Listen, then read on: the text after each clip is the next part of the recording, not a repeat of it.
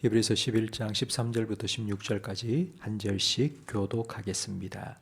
이 사람들은 다 믿음을 따라 죽었으며 약속을 받지 못하였으되 그것들을 멀리서 보고 환영하며 또 땅에서는 외국인과 나그네임을 증언하였으니 그들이 같이 말하는 것은 자기들이 본향 찾는 자임을 나타냄이라. 그들이 나온 바 본향을 생각하였더라면 돌아갈 기회가 있었으려니와 그들이 사모하니 곧 하늘에 있는 것이라. 이러므로 그들의 하나님이라 일컬음을 받으심을 부끄러워하지 아니하고 그들을 위하여 한 성을 예비하셨느니라. 아멘. 성경에는 우리 하나님 믿는 사람들을 성도라고 부릅니다. 성도는 거룩한 사람들이라는 뜻입니다. 또 성경은 우리를 그리스도인이라고도 부릅니다. 그리스도인은 예수 그리스도를 닮아가는 사람이라는 뜻입니다. 근데 이렇게 성도로 그리스도인으로 이 땅을 살아가는 우리의 정체성을 잘 보여주는 명칭이 오늘 본문 13절에 나오는데 외국인과 나그네입니다. 성경에는 고향을 떠나서 외국에서 이방인으로 나그네로 살아갔던 사람들의 이야기가 참 많이 나옵니다. 야곱은 형 에서를 피해서 집을 떠나 타향살이를 했고요. 야곱의 아들들은 7년 대기근 때문에 고향을 어쩔 수 없이 떠나 애굽으로 피난을 갔습니다. 애굽에서의 타향살이가 잠깐이면 끝날 줄 알았는데 400년이나 이어졌습니다. 이스라엘 역사의 마지막에는 바벨론에 의해 끌려가서 70년 동안 포로 생활을 했습니다. 이스라엘 백성이 고향을 그리워하고 고국을 그리워하는 그 마음을 우리 한국 성도들은 참 잘 이해합니다. 왜냐하면 우리나라도 참 아픈 역사가 있기 때문입니다. 일제강점기 때 강제 징집을 당해서 일본으로 그리고 태평양에 있는 열도로 끌려갔습니다. 그 징집을 피하기 위해서 사람들은 먼 나라로 떠나기도 했습니다. 이제 해방이 되어서 다시 우리 고국으로 돌아올까 싶었는데 갑자기 6.25 전쟁이 터졌습니다. 전쟁이 끝난 후에는 그나마 고향에 남아있던 사람들도 먹고 살아야 하니 일자리를 찾아서 하나둘 고향을 떠났습니다. 그래서인지 우리나라 노래에 보면 타향살이 몇 해던가 손꼽아 헤어보니 인생은 나그네길 어디서 왔다가 어디로 가는지 이런 좀 서글프고 구슬픈 노래들이 많은 것 같습니다. 이제 한 주가 지나면 추석 명절입니다. 해마다 설이나 추석이면 고속도로가 주차장이 됩니다. 얼마나 많은 사람들이 고향을 찾아가는지 차가 꽉 차는데요. 작년 2024년에 귀성객 숫자가 총 3,700만 명이었고요. 그리고 역사상 가장 많은 귀성객이 움직인 해가 언제냐면 재작년입니다. 2023년인데 코로나가 종식되었다는 선언이 나고 첫 번째 명절이었습니다. 그때 얼마의 귀성객이 우리나라에서 움직였냐면요. 4천만 명.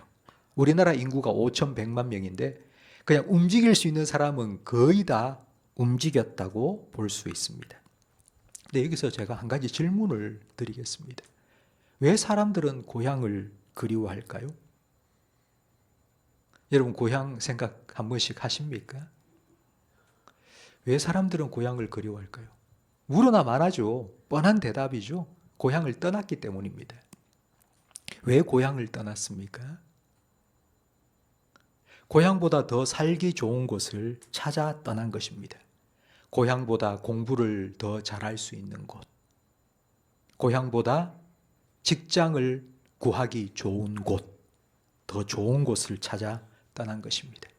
그래서 거기서 못다 이런 꿈을 이루기 위해서 공부도 열심히 하고 직장 생활도 열심히 해서 돈도 많이 벌고 그래서 잘 먹고 잘 살고 누리며 사는데도 늘 마음 한구석에는 고향 고향에 대한 그리움이 있습니다. 동물 중에 이렇게 자기가 태어난 곳으로 다시 돌아오는 회귀 본능을 가진 것들이 있죠. 흥부놀부 이야기에 보면 박씨를 물고 뭐가 날아왔죠? 제비. 제비는 자기가 태어난 곳에 다시 돌아오는 습성이 있습니다. 그리고 또 우리 저 강원도의 뭐 오십천 거기 보면 바다에서 살던 연어가 자기가 태어난 곳으로 정확하게 돌아옵니다. 한 초등학교 교실에서 선생님이 회귀 본능을 가진 동물이 무엇인가 아는 사람 하니까 여기 손을 들고 연어요, 제비요. 근데 한 학생이 손을 번쩍 들더니만 우리 아빠요. 아니 왜 아빠가 회귀 본능이 있어? 우리 아빠는요 밤마다 술을 먹고 고주망태가 돼서 집에 오는데 사람도 못 알아볼 정도인데도 집에 찾아 들어오는 걸 보면 회귀 본능이 있는 것 같습니다. 이렇게 대답을 했다고 합니다. 술 취한 사람이 어떻게든 집에 찾아 들어오는 것처럼 우리도 반드시 고향으로 돌아갑니다. 그 고향이 어디인지 오늘 본문 16절 말씀에 나오는데 우리가 태어나서 자란 이 땅의 고향이 아니고 영원한 본향, 더 나은 본향, 하늘에 있는 본향이 있다고 말씀합니다. 성도 여러분, 우리가 하늘에 있는 고향, 하늘 고향을 그리워하게 된 이유가 창세기에 나옵니다. 하나님께서는 사람을 위해서 에덴 동산을 만드셨어요. 그러니까 에덴 동산은 어떻게 보면 사람에게는 고향과 같은 곳이죠. 하나님은 아버지시고 우리는 그 하나님 아버지와 함께 고향에서 살았습니다. 그런데 탕자 비유에 나오는 둘째 아들처럼 아유, 집에만 있으니까 답답해. 저 바깥 세상에 나가면 재미있는 것도 많을 것 같고 훨씬 더 내가 잘 살 수 있을 것 같은데 그러면서 아버지 나 나갈래요. 나 좀 뭐 좀 주세요. 아버지 내가 한테 물려줄 재산 좀 나한테 주세요. 내가 따로 내가 독립해서 살게요. 그러면서 집을 떠난 탕자처럼 우리는 고향을 떠난 것입니다.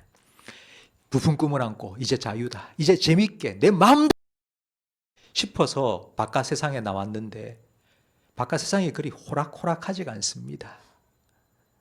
아버지 집을 떠나서 내가 내 집을 세워서 잘 살겠다 싶었는데 내가 아무리 세워놓은 집이 자꾸 바벨탑처럼 나는 풍성한 열매를 거둘 거라고 생각했는데 열매는커녕 엉겅퀴와 가시덤불이 계속해서 솟아나는 거예요.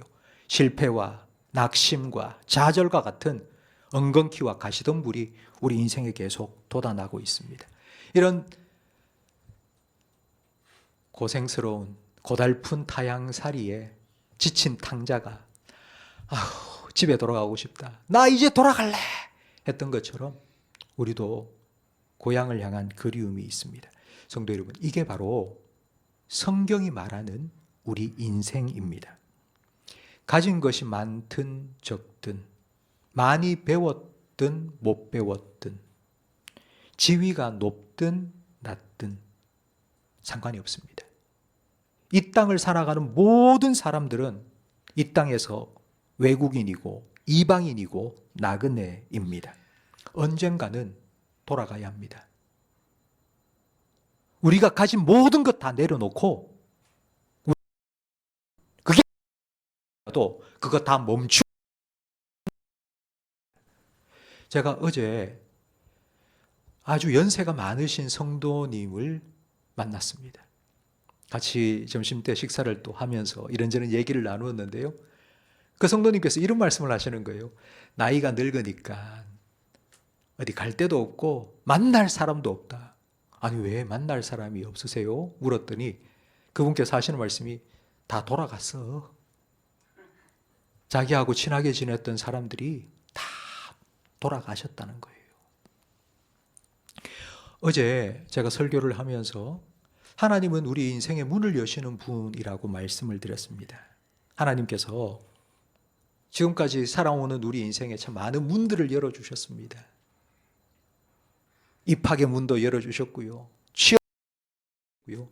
결혼의 문도 열어주셨고 출산의 문도 열어주셨고요. 지금까지 우리는 그 문을 하나씩 하나씩 들어가서 살아온 것입니다.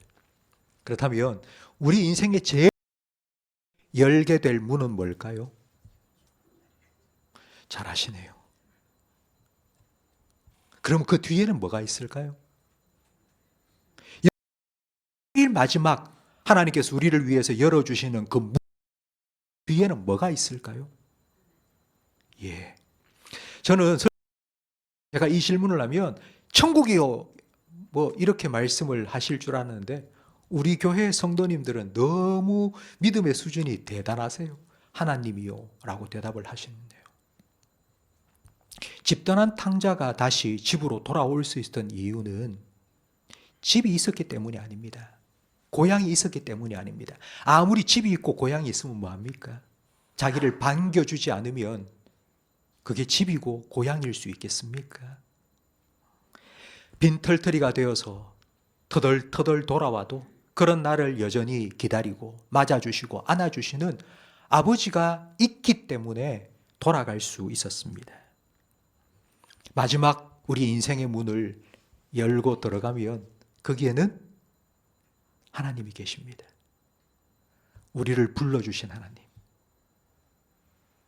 오라고 기다리고 계신 그 하나님이 계십니다.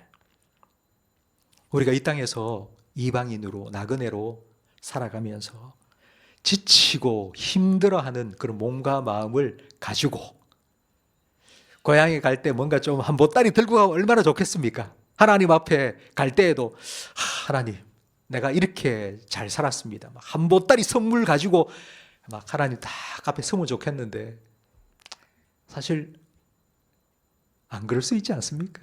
빈털터리로 빈손으로 돌아갈 수도 있습니다. 그렇더라도 하나님께서는 아이고 잘했다. 고생 많았지. 이제 됐다. 이제 왔으니까 됐다. 우리 함께 기뻐하고 즐거워하자. 이렇게 우리를 맞아주실 하나님이 계십니다. 제가 이번 가을 특별 새벽 기도에 하나님을 기쁘시게 하는 믿음이라는 주제로 한 주간 설교를 했는데요. 우리의 믿음의 눈을 떠서 하나님 바라보고 믿음으로 하나님을 예배하고 그 하나님 말씀에 순종하고 그 믿음으로 살아가면서 믿음의 길을 걸어가다가 이제 마지막 믿음이 있습니다.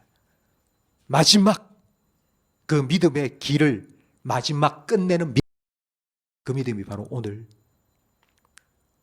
하나님께서 나를 기다리고 계시는 영원한 본향이 있다는 것을 믿는 믿음입니다.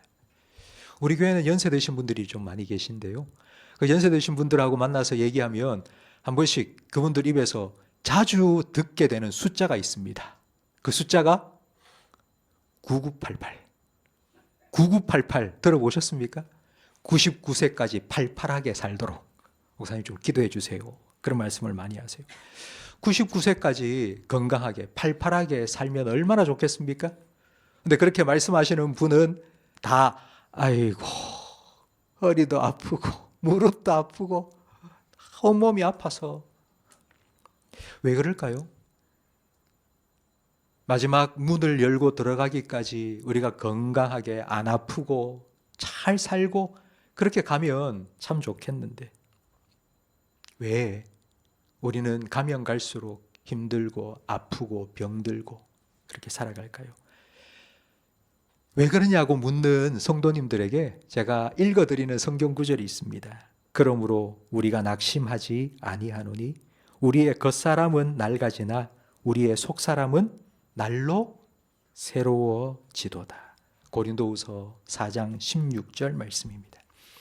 우리의 겉사람 육신이 쇠하여 가면 우리의 속사람, 우리의 영혼 새로워지는 것이 성경의 진리입니다. 우리가 잘 나갈 때는요 별로 소망하지 않아요. 이 땅에서도 너무너무 잘 살고 뭐 천국 생각합니까? 고향 생각 잘 안 합니다. 그때는요 탕자처럼 배도 좀 고프고 힘들고 그래야지 고향 생각이 나는 것입니다. 우리가 고향이 있다는 걸 생각하면 지금 우리가 겪고 있는 고생이 그렇게 서글프지 않습니다. 우리가 오랫동안 동산병원에서 예배를 드렸죠. 그리고 새벽에는 여기에서 지하에 내려와서 이렇게 예배를 드렸습니다. 네, 힘드셨죠? 오늘도? 우리가 새 집을 분양받아 놓았다면 지금 살고 있는 헌집에 비가 올 때마다 비가 뚝뚝뚝 새고 겨울에는 잠잘 때 코가 시릴 정도로 우풍이 세고 뭐 그렇다 할지라도 새 집을 분양받아 놓았으면 이제 곧 하는 소망이 있고 기대가 있으면요 서럽지 않습니다. 새 집에 들어갈 것이라는 소망이 없다면 정말 그렇게 누추한 곳에 사는 것이 부끄럽기도 하고 정말 서럽기도 할 겁니다. 그런데 소망이 있으니까 이제 곧 입주할 거니까 참을 수 있습니다. 왜? 이제 곧 새 집에 들어갈 거니까요. 성도 여러분, 아무리 우리가 살아가는 이 땅이 좋다 할지라도 우리는 언젠가는 돌아가야 합니다. 뭐 내려놓고 우리는 떠나야 합니다. 그렇기 때문에 저는 여러분께서 가기 싫어요 하고 있다가 끌려 소망하고 사모하고 기대하고 바라고 그래서 기쁨으로 믿음으로 그 길을 걸어가시기를 간절히 바랍니다. 이런 소망을 가지고 살아가는 사람은 마지막 문을 열고 들어갈 때까지 대충 살 수가 없습니다. 히브리서 11장에 나오는 믿음의 사람들처럼 믿음으로 예배하고요. 믿음으로 순종하고요. 믿음으로 선택하고 믿음으로 살아갈 것입니다. 하나님께서는 바로 이런 사람, 믿음의 삶을 살아가고 믿음으로 영원한 본향을 소망하며 살아가는 그 사람을 16절에 이렇게 말씀합니다. 그들의 하나님이라 일컬음을 받으심을 부끄러워하지 아니하신다. 그러니까 하나님께서 이렇게 말씀하시는 거예요. 하나님께서 저 믿음으로 살아가는 저 사람의 내가 하나님이다. 라는 거 된다고요. 성경에 보면 하나님께서 사람의 이름을 부르시면서 나는 저 사람의 하나님이다 라고 분명히 말씀하신 게 있습니다. 나는 아브라함의 하나님이고 이삭의 하나님이고 야곱의 하나님이다. 그러니까 하나님께서 어떤 특정을 딱 거명하면서 나는 자신을 밝힌 거예요. 여러분 한번 생각해 보십시오. 하나님께서 저한테 그리고 저를 아는 많은 사람들한테 하나님께서 자기를 소개할 때 나는 저 지웅제의 하나님이야 라고 소개를 해주는 걸 부끄러워하지 않는다고요. 이것보다 더 놀라운 영광이 어디 있겠습니까? 하나님께서 자기를 소개하면서 나는 지웅제의 하나님이야. 이제 한 주가 지나면 추석입니다. 앞에서 말씀드린 것처럼 이제 추석 기간에는 고속도로가 아마 주차장으로 변하게 될 것입니다. 평소에 4시간 걸려서 갈 수 있는 그 시간이 아마 한 6시간, 7시간도 넘게 걸립니다. 그래서 이 정체를 피해서 어떤 사람들은 꼭두 새벽에 일어나서 우리처럼 4시에 일어나서 씻고 준비하고 일찍 출발하는 사람들도 참 많이 있습니다. 세상 사람들도 고향을 가기 위해서 이렇게 애를 쓰는데